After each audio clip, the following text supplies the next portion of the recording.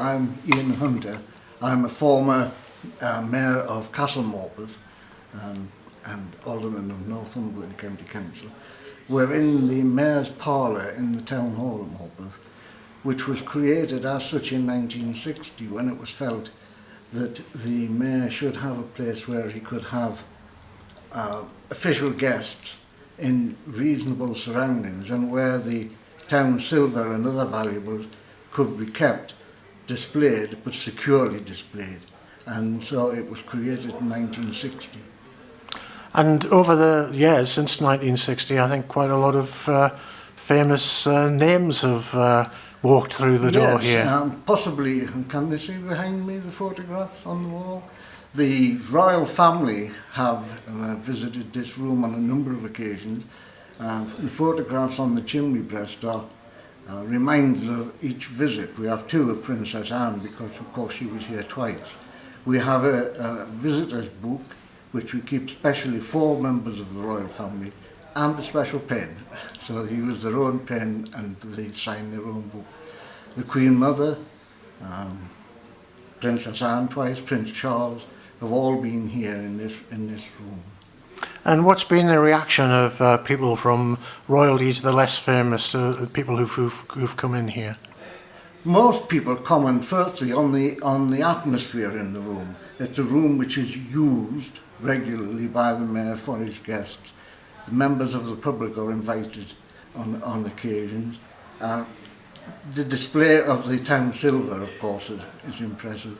And having the various documents on display, the charters and so on, brings the history of the town together in one room. And people find that very interesting and quite impressive. Tell me what you think are perhaps the most important features of the parlour. Oh, well, I would say by far the most important thing in the parlour is the mace. It dated 1604. King James I and sixth of Scotland, first of England, and it is the oldest working mace in the country. It's older than the one in the House of Commons, for example. It got a lot of publicity a few years ago. There are older maces in existence.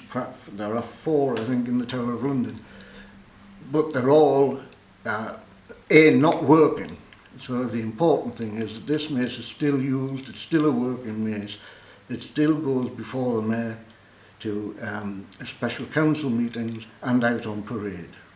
Now, you've already mentioned the town's collection of silver. How did that start, and what sort of things does it include? How did it start? I'm not quite sure how it actually started. The cups of a silver bowl that we had, there were 2 bowls, one was large and one was small, the larger and the inferior, they're often described as, and the cups for the inferior bowl were melted down to make the first Mayor's chain.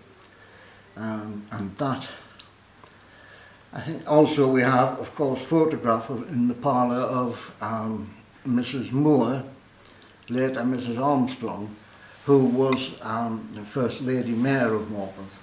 And she was Mayor in the year that the Queen ascended the throne, so she has a special medallion and a certificate, and that is in the parlour. There are also some quite interesting pictures as well. Can you tell us a little bit about the pictures? Well, we have one very large picture which shows the marketplace and the town hall, and it's by someone called McGill, but I don't know anything about the artist. The main thing that I know about this picture is that in 1960, when the parlour was set up for the guests to launch it as a new room, there were glasses on the shelf below the picture, and the picture managed to fall off the wall among all the glasses. And so it was repaired by the council's foreman painter, Mr. Johnson, who made an excellent job of repairing the picture, and also, incidentally, painted the coat of arms on the chimney breast in the parlour. So he was obviously a very talented man. And the Mayor's robes are kept here? Are there any traditions? And the Mayor's bearer's robes and the town clerk's robes are kept in here, yes. Are there any traditions associated with the robes and with the chains, when they can be worn, when they can't be worn? I'm not sure how many of the rules pertain now. In my day, the robes were only expected to be worn on particular civic occasions. On other occasions, you would wear the chain. But of course, the chain is a very old chain. I think it's dated about 1836, 35. And it's 22 carat gold. And of course, the mayoress has a chain. And that would be worn over the robes in the formal setting of a special meeting or a civic occasion, say a royal visit, and over the suit or the dress of the mayor at other functions to which you were invited. Some of the things that you've got here, quite a few of them I think, are things which have been given by visitors, people who've either visited the town or visited the parlour. We have quite a number of things that have been presented to various mayors over the years by official visitors. One of the things that we noticed today, for instance, is that the Olympic torch, which was carried through Morpeth by Mr. David Tinlin, has been presented to the Borough Council for safekeeping, and it's in the parlour to be seen. We have other things. We have the scales from the days when Morpeth had the St Mark's races on Collingwood Common, and we have the jockey scales which still work, but we hope not too many people will use them to weigh the jockeys. Those races were quite famous.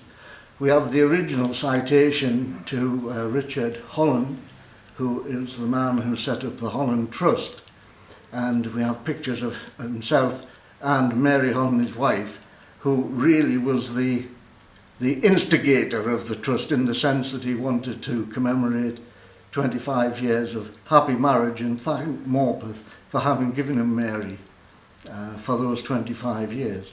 And we still celebrate their wedding anniversary on the 5th of November. What would you say to people who might argue that something like this is, in this day and age, is a bit of an anachronism, a bit outdated, and perhaps a waste of money even? Well, judging by the number of people who come to see the parlour, who are impressed by the parlour, I would have thought that it was indeed a very democratic institution, because it means that the town valuables are not kept in a drawer or in a cupboard or only the preserve of the councillors. It means that members of the public, any member of the public, can come into the parlour and see what really are their property. And I suppose to a certain extent it's a bit of a shop window for Morpeth as well. Well, it is in a way, and it's a way of maintaining knowledge of the history of the town and sort of giving life to history of the town, because we're not just telling them cold facts, we're showing them the items that the history relates to. The mace, which would have originally have been a weapon, is now of course only a ceremonial thing, but there's a story attached to the development of those. The royal family, Emily Wilding Davis, and we have her photograph, and of course there are big links there. We have a ball on the table in the colours of the suffragettes. So in a nutshell, it's a sort of a microcosm of Morpeth's history, and a very important one. I would say it was a very important one, and it's a one that seems to be valued by the people of the town. And we get people who come back more and over again.